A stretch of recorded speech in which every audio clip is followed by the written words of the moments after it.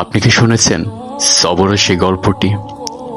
একটু কি অনুভব করবেন তিনি কতটা দুঃখ কষ্ট সহ্য করেছিলেন, ধৈর্য ধরেছিলেন।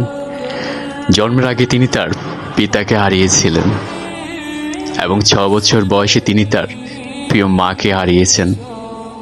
আর শেষে 8 বছর বয়সে তিনি তার দাদাকে হারান। তিনি তার প্রিয় স্ত্রী খাদিজা রাদিয়াল্লাহু তাআলা আনহুকেও হারান, যে কিনা ওনাকে বিশ্বাস করেছিল যখন সবাই ওনার বিরুদ্ধে গিয়েছিল। ক্ষুধার যন্ত্রণায় তিনি তার পেটে পাথর বেঁধে রাখতেন।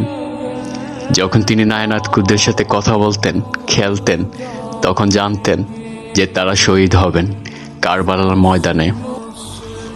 ছোট শিশুদের পাথরের আঘাতে ক্ষত বিক্ষত হতো শরীর, রক্ত ঝরত, কিন্তু কোনো অভিযোগ করত না।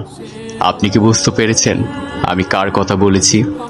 হ্যাঁ, এটা আমাদের প্রিয় নবী হযরত মুহাম্মদ সাল্লাল্লাহু আলাইহি সাল্লামের কথা, যিনি আমাদের জন্য কেঁদেছিলেন সেই 1400 বছর আগে এবং আখিরাতেও কাঁদবেন উম্মতি উম্মতি বলে।